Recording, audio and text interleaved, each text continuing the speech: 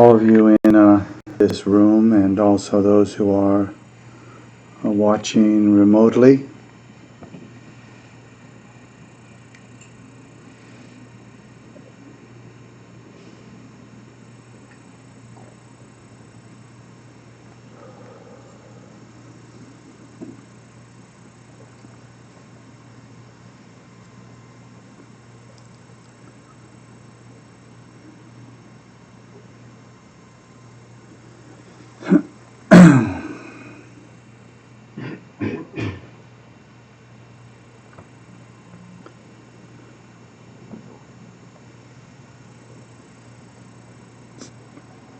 For those of you who are here for the first time,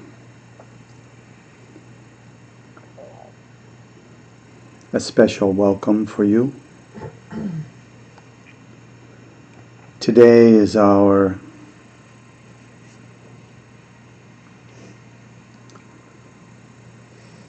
monthly all-day sit.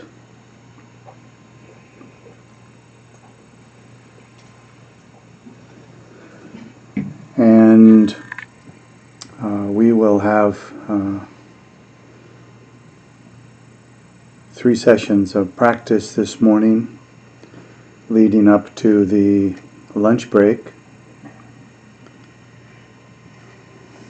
And I personally hope that you can all stay.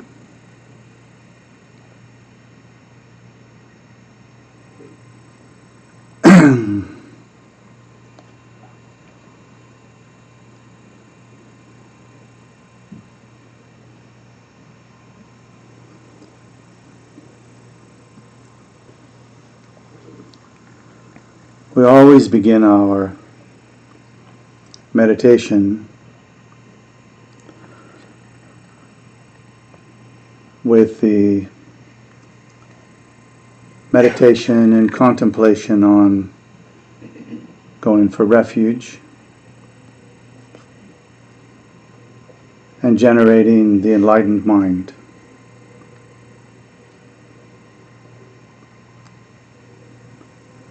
The wish to fully wake up in order to accomplish the benefit of all sentient beings, a rather grand aspiration.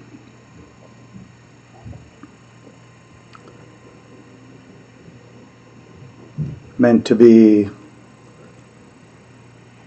not just a life's work, but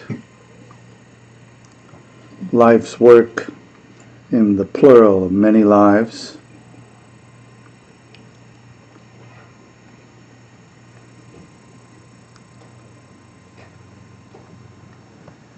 A good antidote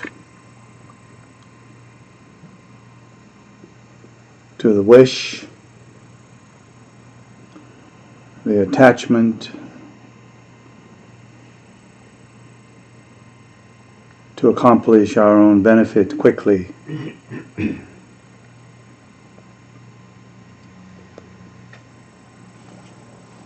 Today's sessions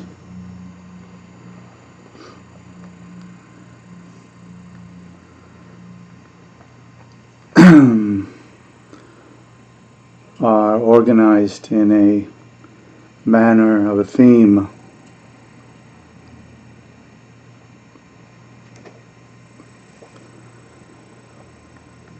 For a specific purpose.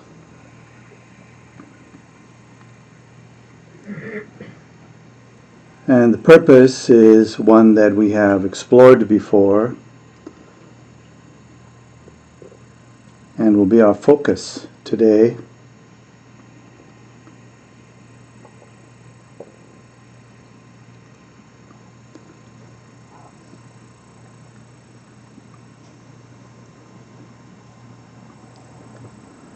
That everything that we do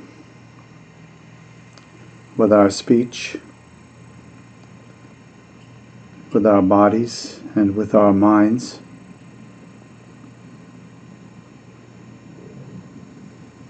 can be overtly, clearly, the practice of the Dharma, leading us in a direction of accomplishing complete awakening, no matter how mundane or unlikely the activities of body, speech, and mind are. They can all be, and as serious practitioners of the Dharma should be, not wasted. They can all become part of the path itself.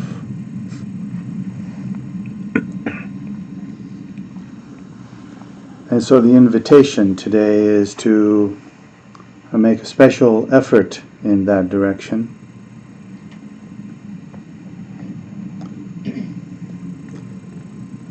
Which will require you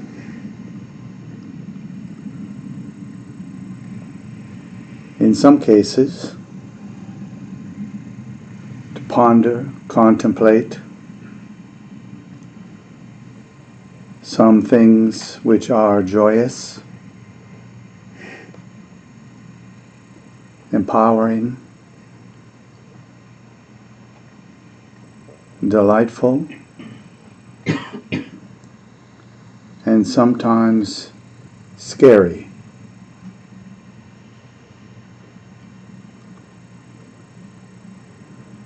But if you will just stay with it for the duration today,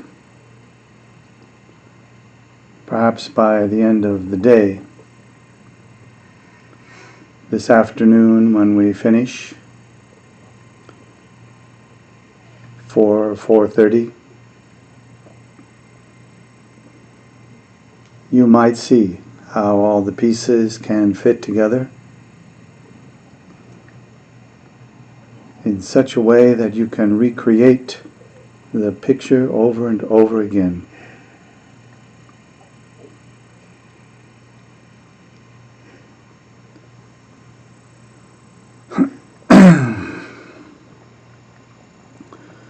So we'll begin with refuge and bodhicitta, which most or perhaps all of you are familiar with. But just so that we don't get off to a false start,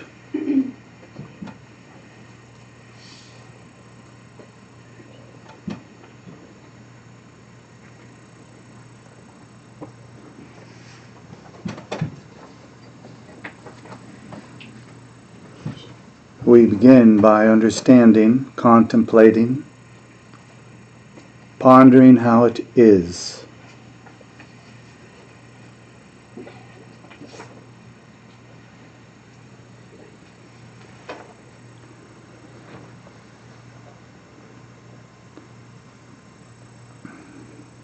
I want to say, use the word all in this case, how all of our suffering arises by virtue of our attachment to the wrong things, our desire for the wrong things. We pursue and grasp the very things that bring us suffering. And then when we clearly experience the suffering, we often decide that the problem is not the false refuge, but rather that we're not pursuing that false refuge with enough vigor.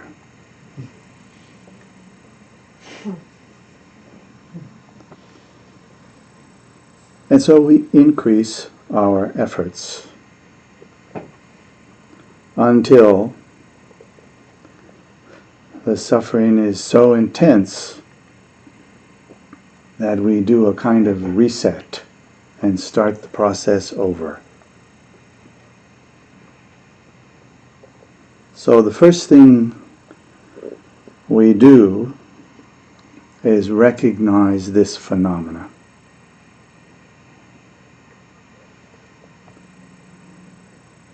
If we ponder it and look at it long enough, sometimes seconds is enough. Other times it takes years, maybe our whole life. But if we ponder it enough, it will at some point make us laugh.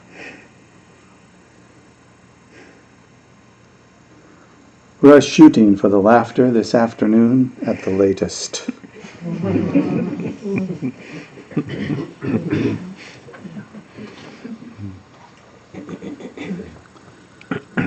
The first thing of refuge is to recognize that we somehow miraculously manage to remain in the process of taking refuge in the very things we're trying to avoid.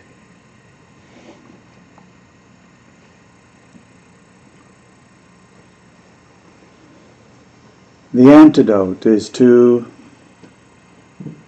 press ourselves into a refuge which, at the very least, holds the potential to bring joy and insight,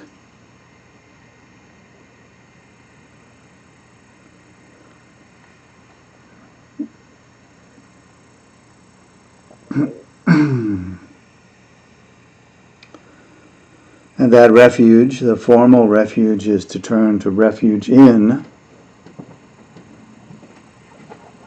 the Buddha.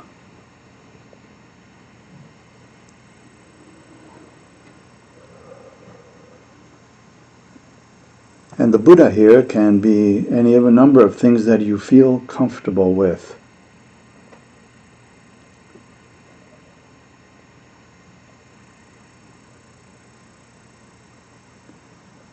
But for this moment, let's just take the historical figure, kind of a placeholder, if you will. We turn our minds to refuge in that Buddha. Not as a god, not as a deity,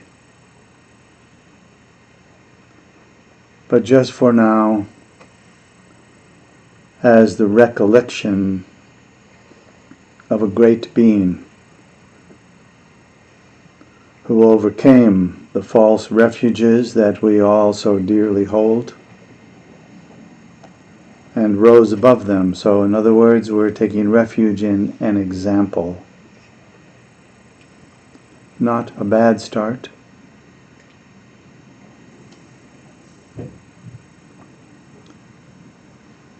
And of course, we all want to hear and understand all of the teachings about the meditation practices and the methods to accomplish our own benefit. And we call those teachings the Dharma.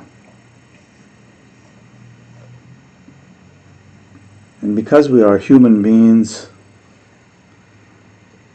and our relationships with other human beings especially, but also with non-human beings, animals, our pets, birds,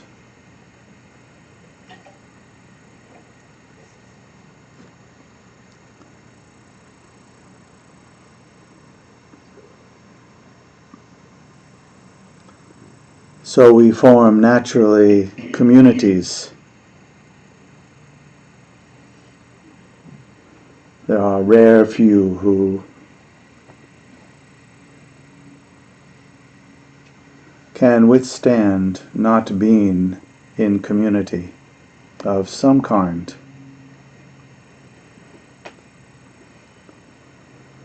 And so it behooves us on the path and beyond to take refuge in that community where individuals share the same spiritual path.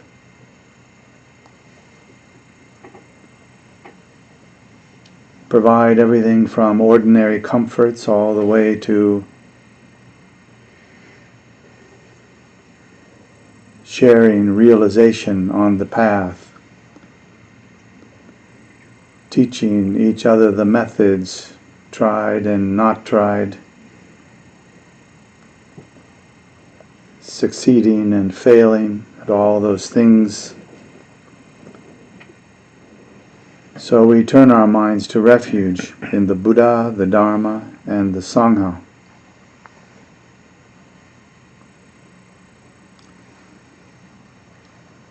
And when we have done that, we also give rise to what we call the enlightened attitude.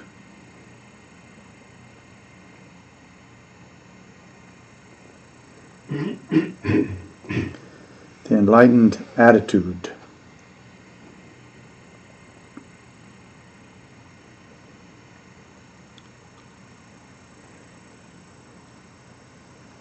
The attitude contains the wish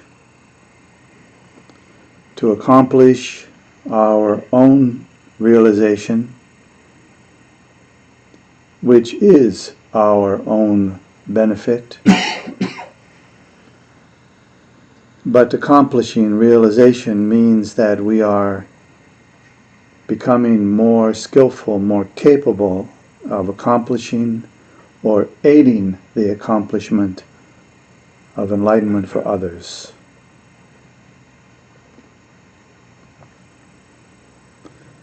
It's meant to be a joyful aspiration.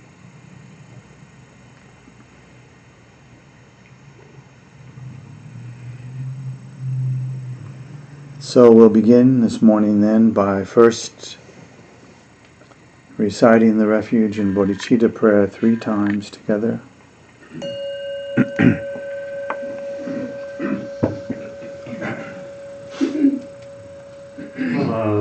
Till the summit of enlightenment is reached, I and all beings go for refuge to the sources of true refuge.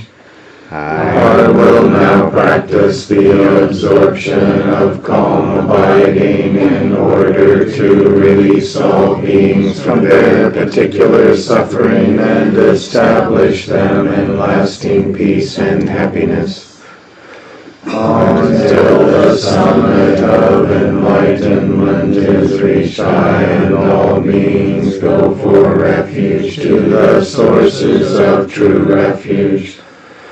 I will now practice the absorption of calm abiding in order to release all beings from their particular suffering and establish them in lasting peace and happiness. Until the summit of enlightenment is reached, I and all beings go for refuge to the sources of true refuge. I will now practice the absorption of calm abiding in order to release all beings from their particular suffering and establish them in lasting peace and happiness.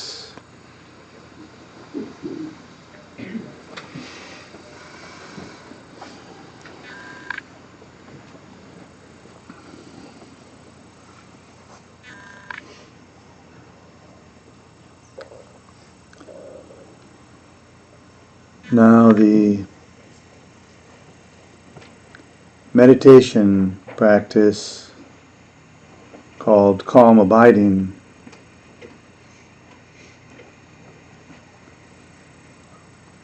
is, as we know, very simple to understand and very difficult to accomplish.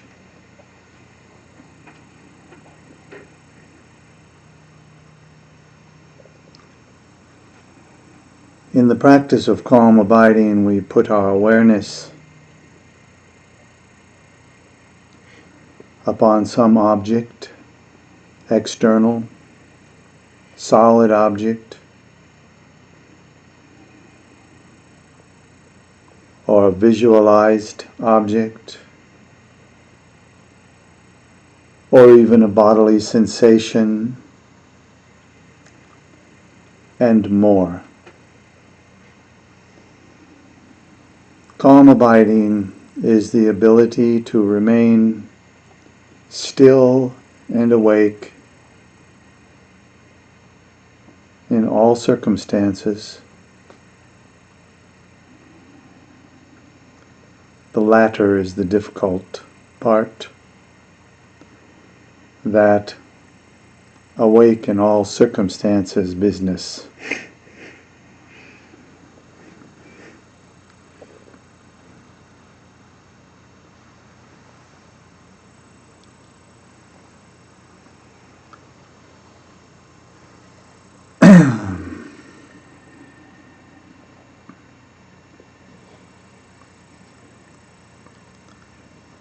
One of the difficulties with calm abiding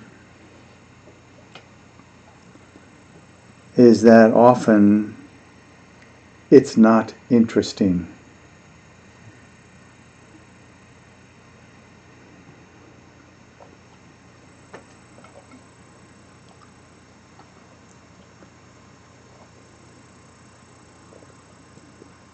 So I brought with me this morning some suggestions for making it interesting and even compelling.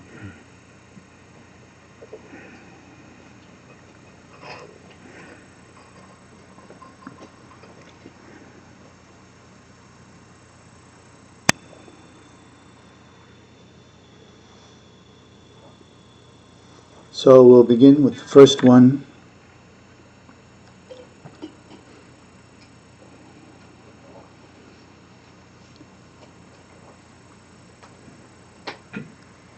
I have 4 of them.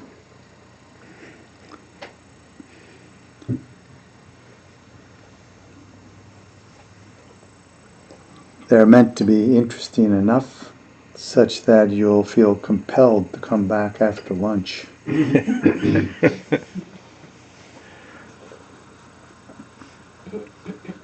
First of all,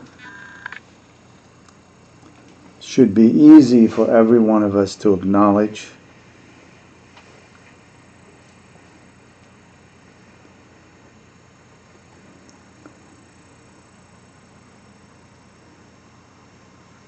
that we take it for granted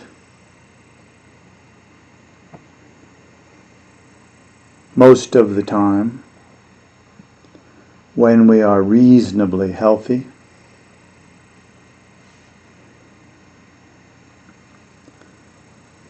We take it for granted that we have a reasonably healthy body. We take it for granted that we were born a human being and not a worm or some other physical characteristic that does not feel appealing.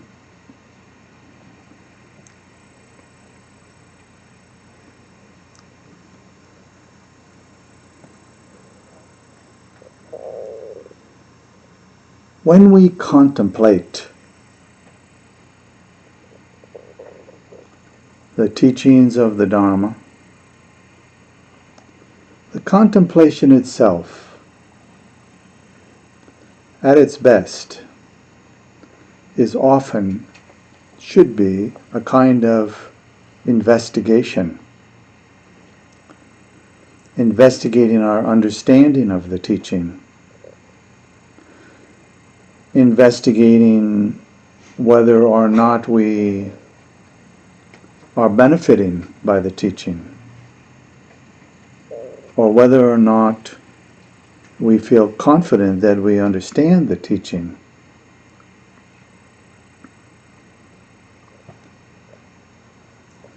When we are at the stage which we return to over and over for the duration of the entire path, when we are at the stage of contemplating and investigating the teaching and our relationship with it,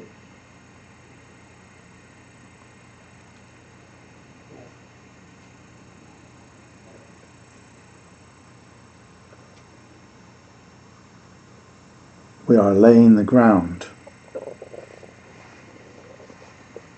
for confidence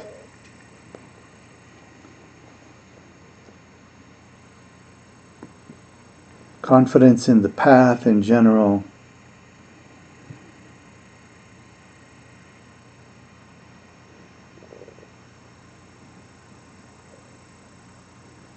confident in the promise that it will lead, our practice will lead to our own benefit and the benefit of others.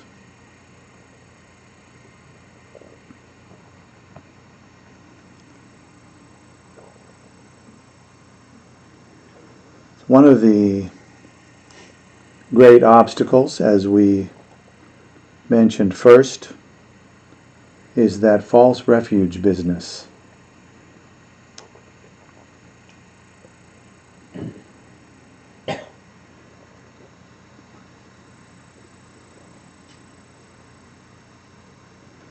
If one could snap their fingers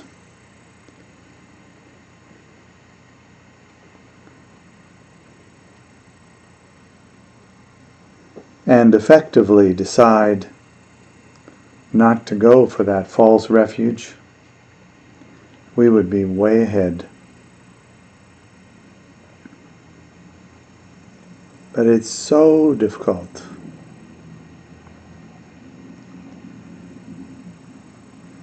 And we, generally speaking, don't look for the effective refuge. We generally look for the one which, in the end, does not fit.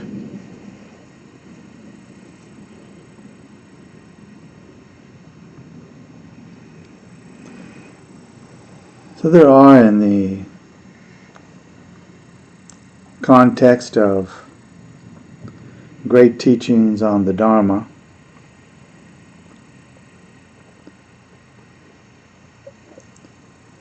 there is a fundamental teaching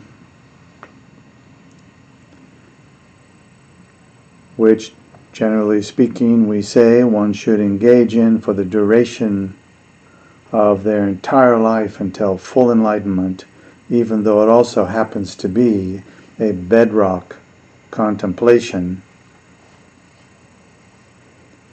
We don't seem to ever get beyond it.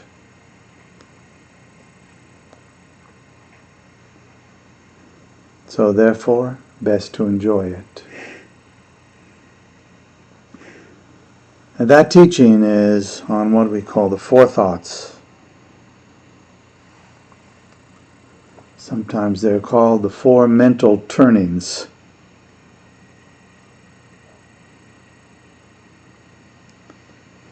And the first one has to do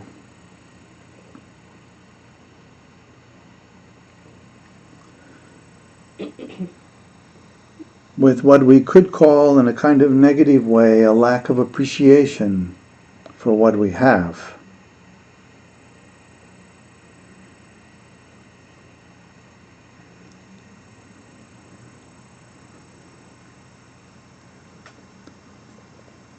We each have a human body, and we could go down the line, which is traditional, to enumerate what that means and all the things that we have that we take for granted.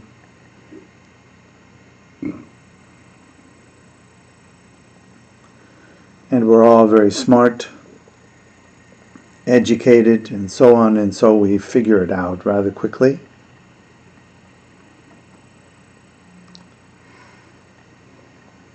After which, when we hear the words,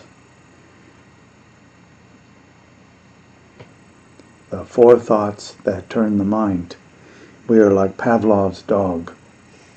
We are instantly bored.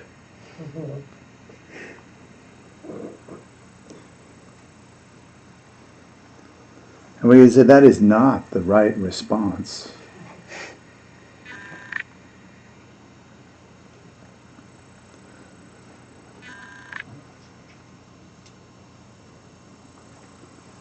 So let us try, first of all, this morning, the practice of calm abiding,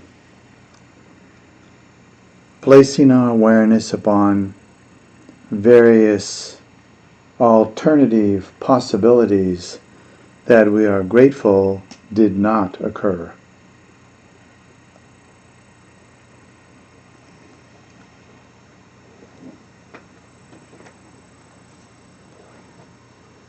And we will cover the other three over the course of the day.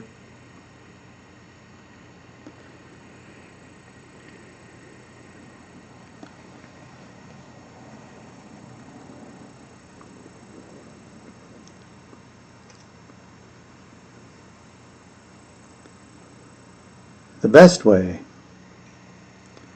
well, let's not be so rash, let's just say one of the best ways to appreciate what we have, whether it's this life as a human being or whatever else it is. The best way to appreciate it is to imagine not having it.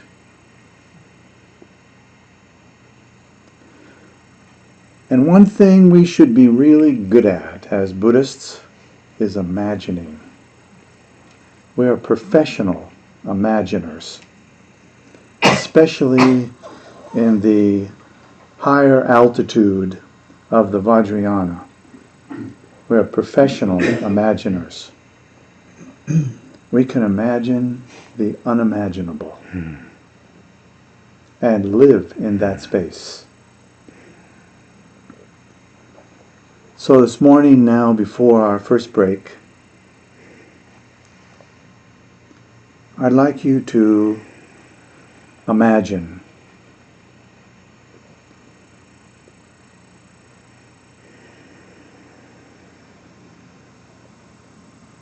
something, some form of existence that feels, well, let's say that you feel really glad you didn't inherit it. The worm, the bug, the fish in the ocean, an animal in the forest, a ghost,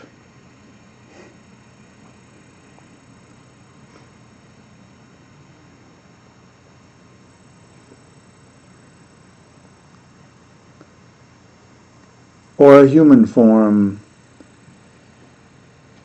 that is not entirely intact, in the sense that it's not quite possible to manifest our best given the circumstances. Think for a moment what would be something that you would put near the top of your list to not have been born as.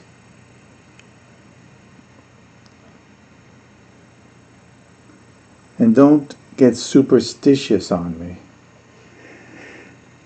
Some people will say, if I imagine that I could have been born a worm, that the next thing is I will be a worm.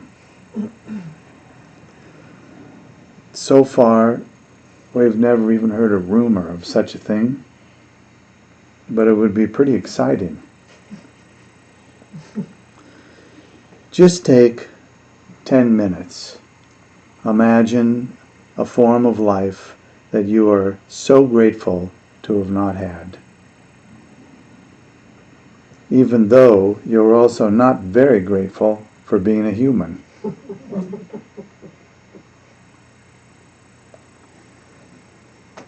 Imagine yourself in this form. Place your awareness on it, upon yourself, in that form. Not external to yourself, but as the very thing that you identify with as yourself. And allow your mind to just rest there on the image and experience of being a different form. Ideally, it's a form that you do not want, that you would not have chosen.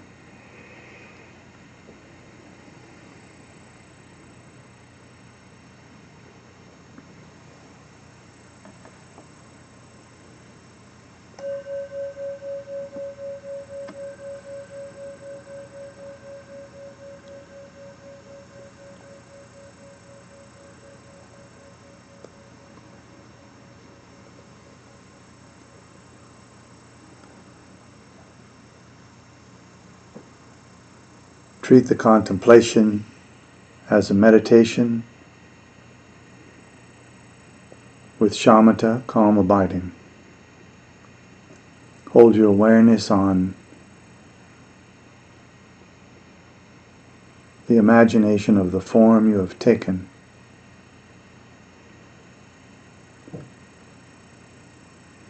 When you are distracted by whatever thing and you recognize you're distracted, bring it back immediately. Do your best to hold your attention on that form.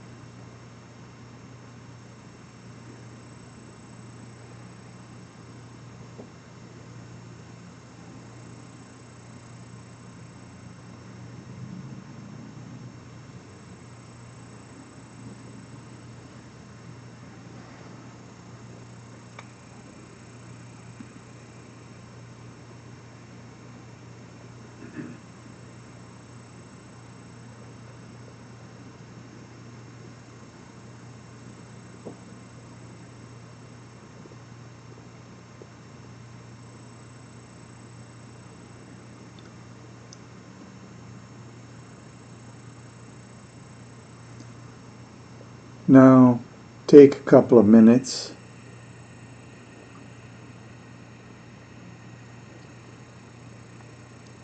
and imagine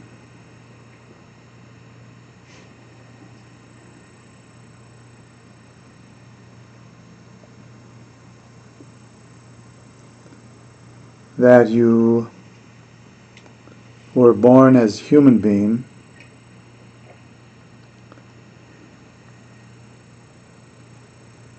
reasonably well fit, mentally competent, and so on, but your circumstances were not good. Perhaps you were born into a time and place where war and famine were the norm. Not so difficult to imagine that these days.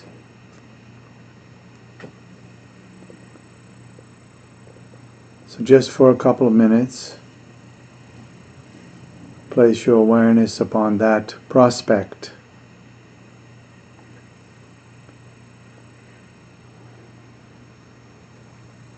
Holding the mind there gently and allowing whatever experience arises to arise unimpeded.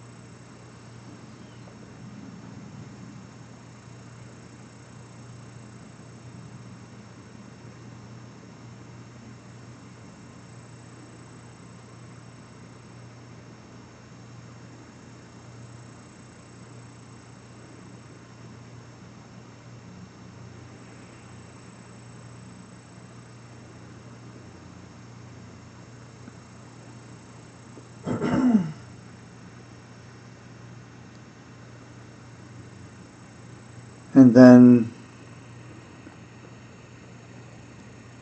as we bring this first contemplation to an end,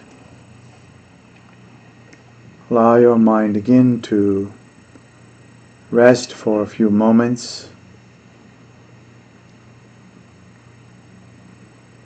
still and quiet.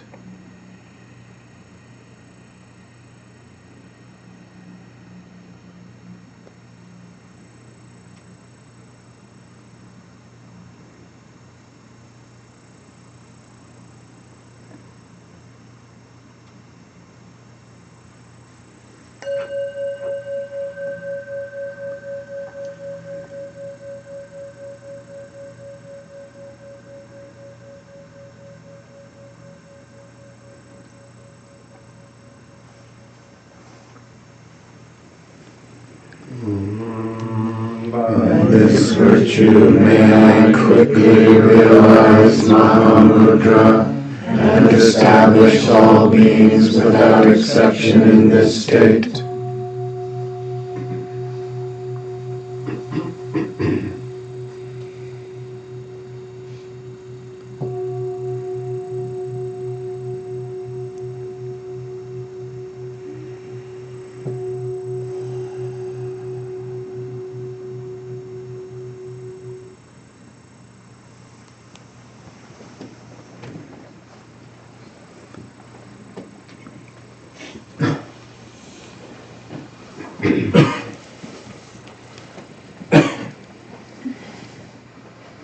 We're going to take a break, and on our breaks on the all-day sit up until the lunch break, we observe silence.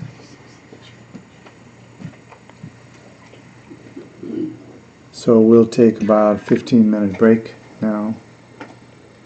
We have two new people here today. Susan and Julie is in the back. So we would like to welcome Who are them. they? Does everybody see Julie back there? Welcome. Welcome. So we'll take about a 15-minute break. For those of you who are not familiar with the house, there are three bathrooms here. One is downstairs in the basement, and there's one just by the back of the kitchen, and one upstairs also. So I use those, and in the back of the kitchen there's also a hot water urn and teacups and things to make yourself a cup of tea with if you wish. and we'll ring the bell in 15 minutes and come back for the next session.